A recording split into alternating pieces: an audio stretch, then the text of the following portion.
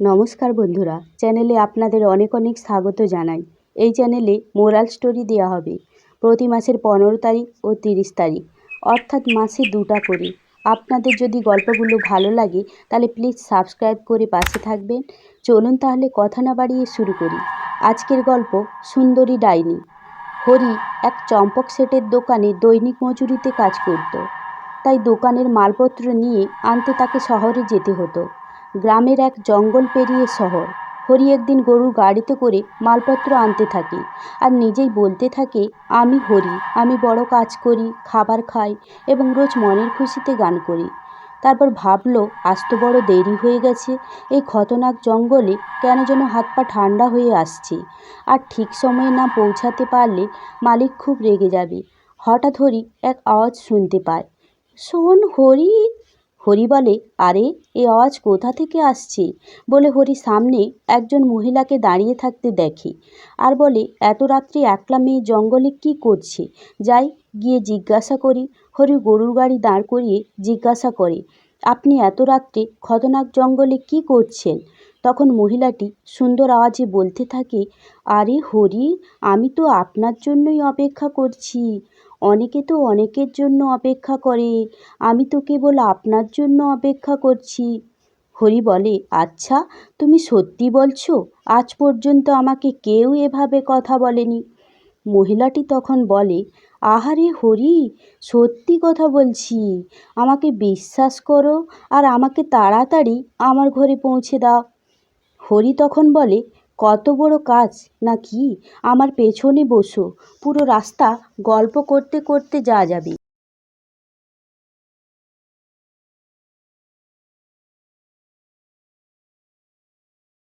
তখন মহিলাটি গরুর গাড়িতে বসলো আর হরি গরুর গাড়ি তাড়াতাড়ি চালিয়ে নিয়ে যায়। চলতে চলতে এক গুহার সামনে দাঁড়ায়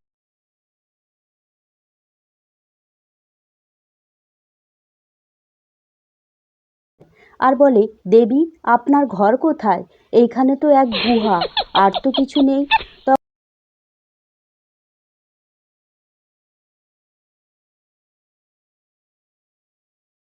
তখন ওই ডাইনি উড়ে যায়।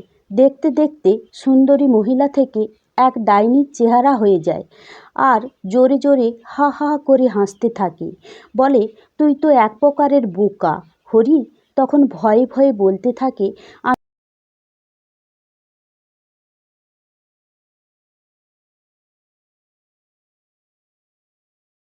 আমি তো মরে গেছি, এ তো এক ডাইনি, ভগবান আমাকে বাঁচাও। আর তখন হরির গাড়িতে রাখা সমস্ত মালপত্র হাওয়ায় উড়ে উড়ে গুহাতে চলে যায় আর ওই ডাইনিও গুহার ভেতরে চলে যায় এবং গায়েব হয়ে যায়। হরি ওই সমস্ত কিছু দেখে চমকে যায় এবং বলে, আরে এই ডাইনি, যা সে সারা শহর আমার গাড়িতে এলো, ডাইনি সারা শহর আমার গাড়িতে এসে এখন গায়েব। আমি খালি গাড়ি নিয়ে গেলে মালিক তো আমায় ভীষণ বকাবকি করবে।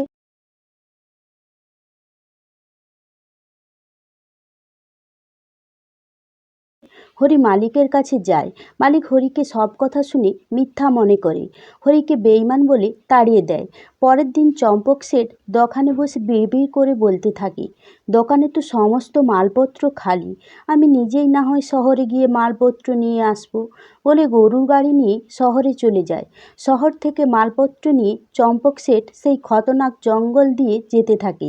তখন এক শব্দ শুনতে পায়, কে যেন বলছে, চম্পকজি, ও চম্পকজি। তখন চম্পকজি বলে, আরে কে আমার নাম ধরে ডাকছে?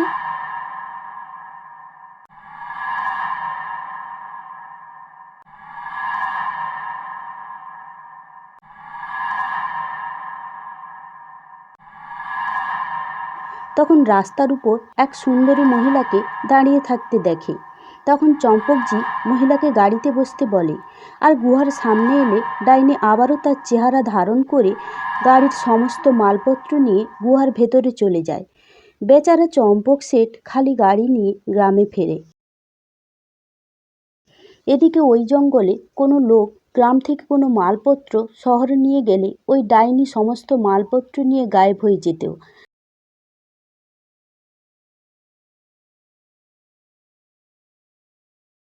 একদিন হরি দেখতে পায় এক কাঠুরিয়া জঙ্গল দিয়ে যাচ্ছে।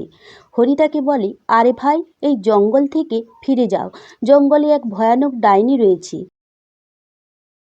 কাঠুরিয়া বলে, আরে ভাই, আমি সবসময় কাঠ নিয়ে শহরে বিক্রি করি, আপনি অন্য কাউকে শোনাও, বলে চলে যায়।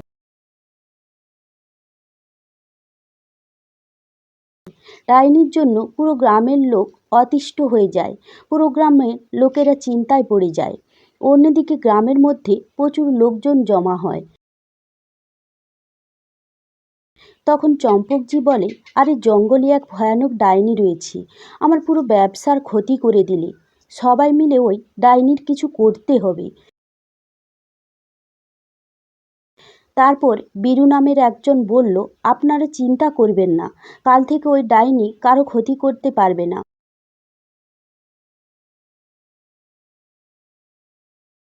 তখন চম্পকজি বলে, তুমি ডাইনিকে দেখো দেখো নাই বলে এ কথা বলছো, যাও। গ্রামের মোড়ল বলতে থাকে, না না চম্পকজি, ওভাবে বলতে নেই, ওকে একটা সুযোগ দেয়া হোক। ফলে পুরো গ্রামবাসী বীরুকে কাজটা করার অনুমতি দেয়। তখন বীরু গরুর গাড়ি নিয়ে কিছু মালপত্র নিয়ে সেই জঙ্গল দিয়ে চলতে থাকে। ডাইনি তখন বীরুকে ও বীরু, ও বীরু বলে ডাকতে থাকে, কোথায় যাচ্ছ? তখন বীরু মুখ ঘুরিয়ে দেখে ওই ডাইনি একটা সুন্দরী মহিলা। তখন বীরু বলতে থাকে, আরে বোন, আমি তো তোমার কাছেই এসেছি, দেখো তোমার জন্য কি এনেছি। ডাইনি তখন বলে, আরে বাহ, তুমি তো খুব ভালো, আমার জন্য এনেছো।